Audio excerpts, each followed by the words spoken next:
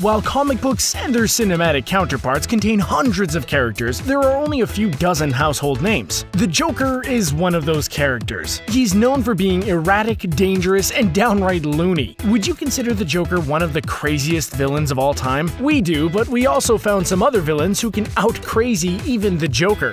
I thought my jokes were bad.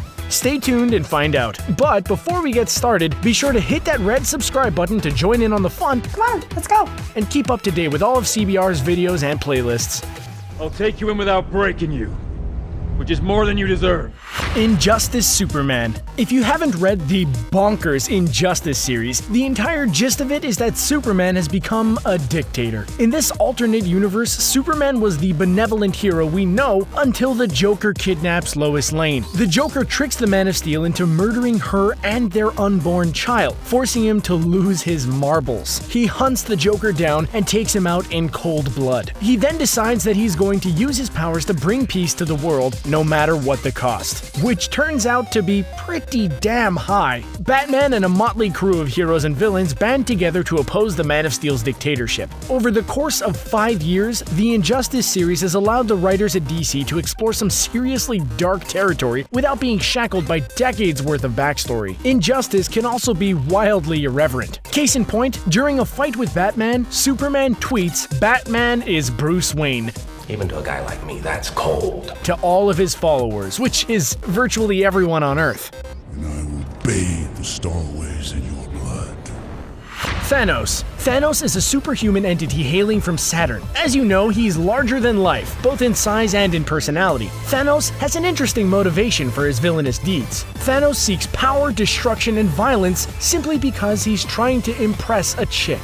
If I can't hit you with the hammer, then I'll hit the hammer with you! By the time he reached adolescence, Thanos went full emo, becoming fascinated with nihilism and death, although we don't know if he shopped at Hot Topic like a poser. Thanos takes his love of death to the next level and actively pursues Mistress Death, the physical embodiment of death in the Marvel Universe. Obsessed with proving his love and devotion for his paramour, Thanos sets off on a campaign to eliminate all life in the universe. He is legitimately insane for coming to that conclusion, but you have to admit, it is pretty damn cool. And here we go.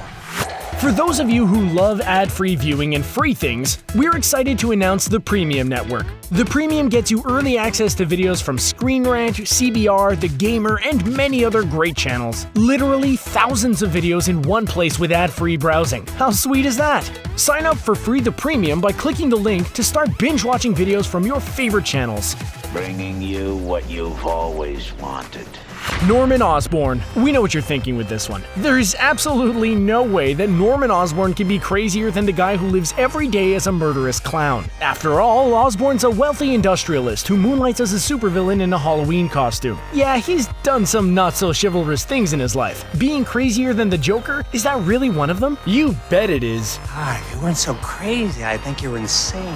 Osborn originally adopts the Green Goblin persona after experimental chemicals grant him super strength and heightened intelligence. His goal is to get rid of Spider-Man and become the leader of the criminal underworld. Nothing too over the top there, right? Except Spider-Man foils his plans every time. This drives Osborn to higher levels of attack on Spider-Man, crossing lines that other villains would never. For example, he learns Spider-Man's secret identity and takes his revenge out by attacking Parker's girlfriend Gwen Stacy. In the Clone Saga, Osborn develops an intricate plot to overthrow Spider-Man. It involves unspeakable acts against Parker and his family that we think that you're gonna have to read for yourself because you won't believe us if we tell you. It's that crazy. Think of the damage we can do now, man!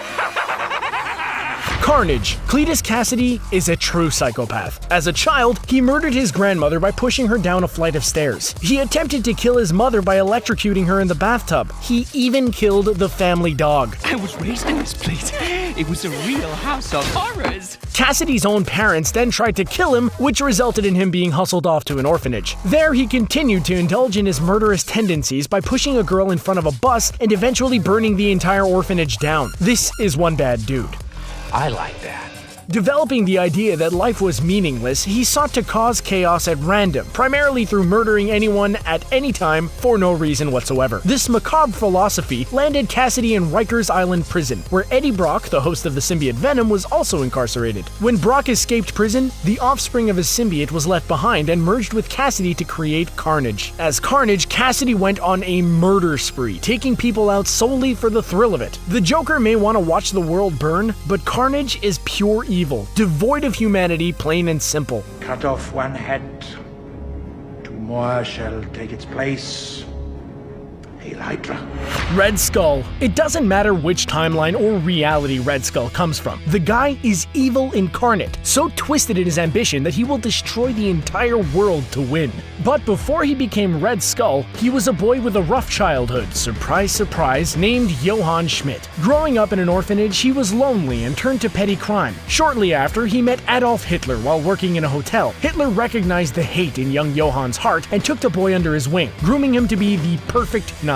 Emerging as the Red Skull, Schmidt used the resources of the Third Reich to wreak havoc all over Europe, engaging in devastating terrorist activities after being given access to highly advanced weapons developed by Nazi scientists. Red Skull was so ruthless and so feared that Hitler himself feared him. The Joker may be crazy, but we're not sure he would have been able to make the most evil man in history quiver in his boots. You must trust me. You're a danger to everyone and yourself, but I can help you. No, stop it! Jean Grey. Jean Grey is one of the most powerful telepaths the world has ever seen. Combine her abilities with the Phoenix Force, and we all know what happens. She becomes practically unstoppable on our planet and throughout the universe. It's hard to believe that Jean Grey could become an unstoppable killing machine given her demure personality. However, under the influence of the Dark Phoenix, she was just that. The powerful character consumed the energy of a star that inadvertently took out billions of inhabitants on a nearby planet. The original plan for the removal of the Phoenix character was to let her lose her powers. Seems logical, right? However, after the death of an entire planet, it lacked justice. At the time, Marvel editor-in-chief Jim Shooter didn't think it morally right to leave her alive after committing such horrible acts. Bullseye. Bullseye. The Joker may use a variety of wacky instruments of death, but Bullseye can turn anything into a deadly weapon by throwing it. At one point, the guy literally killed someone by throwing a toothpick at him. Bullseye's background is murky, with various origin stories offering different versions of his upbringing. It's been suggested that Bullseye himself perpetuated these stories. One thing is certain, Bullseye's marksmanship skills are unmatched. I never miss. Thanks to his skill set and homicidal tendencies, Bullseye becomes an assassin under the employ of the Kingpin and is tasked with dispatching Daredevil. Bullseye's inability to do so causes him to develop an unhealthy obsession with the Man Without Fear. He eventually concedes that if he can't kill Daredevil, then he'll have to settle for murdering his innocent girlfriends. First, Bullseye takes out Elektra with her own Psy, and later it's longtime girlfriend Karen Page who takes a lethal hit to the noggin, proving once again that Bullseye is a stone-cold killer who does what he does simply because he enjoys it. Stop killing each other now!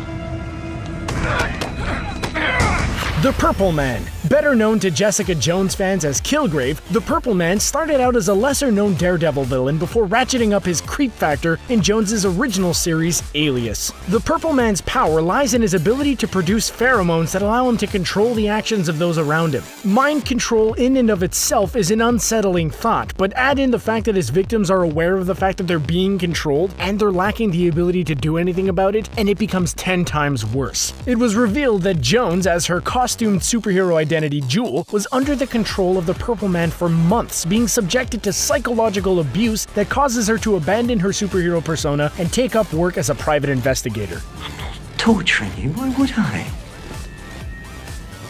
I love you. The Purple Man has no moral compass. He's a sociopath who does not express remorse for those he has manipulated or hurt. No, I don't. The Joker may be a more stereotypical depiction of insanity, but Kilgrave's lack of empathy makes him certifiable. Hey, if you like a girl, can you light her cigarette with your pinky? Because that would be real classy. Harley Quinn. Harleen Quinzel is compared to the Joker a lot. Some even go so far as to suggest that she's nothing but a female version of the Joker. But we must disagree. Harley isn't exactly like the Joker. The Joker is a true nihilist, someone who believes in nothing, has no loyalties. Harley doesn't quite fit this mold, as she cares for Mr. J and others. You're my friend too. The Joker, on the other hand, tolerates her as a kind of plaything. So Harley recognizes and willingly participates in an abusive relationship. Would you live for me? Yes. Her obsessions drive her in a comparable way to Batman's obsession with fighting injustice, only Harley's obsessions revolve around whatever's giving her the most pleasure at that exact moment. Harley loves the Joker because he isn't confined to societal norms. He acts on his impulses with reckless abandon. She finds this liberating and appealing, but the biggest difference between Mr. J and Harley is the fact that the Joker can't help himself and Harley makes the choice to actively pursue chaos, and that is much scarier than someone whose insanity can be chalked up to having a few screws loose. Oh, hello. I know, right? Deadpool. We know he's a good guy now, but originally he started off as a bad guy. In one version of reality, Wade Wilson is institutionalized by his fellow superheroes. They think that it's the best thing that they can do for the clearly deranged mercenary known as Deadpool. Really? Little do they know, the doctor overseeing Deadpool's treatment is a supervillain known as Psycho Man. You have something in your teeth. He wants to condition Deadpool to do his evil bidding. This doesn't quite work. It only leaves Deadpool even more mentally unhinged than he was before, and as a result, Deadpool goes on a quest to kill every single superhero and supervillain in the entire Marvel universe. Oh, it's definitely the end times. First, he takes care of the Fantastic Four and Spider-Man in incredibly graphic ways. I hate you, Deadpool. Then, by clever use of Pym particles, manages to finish off all the Avengers, including making Mjolnir so large that Thor is crushed underneath it. He continued to dispatch heroes and villains alike. The series ends on an ominous note as we discover that Deadpool believes that he's nothing more than a fictional character, and that the only way to end his suffering, and the suffering of all fictional characters, is to take out the readers too. Besides, nobody's getting hurt.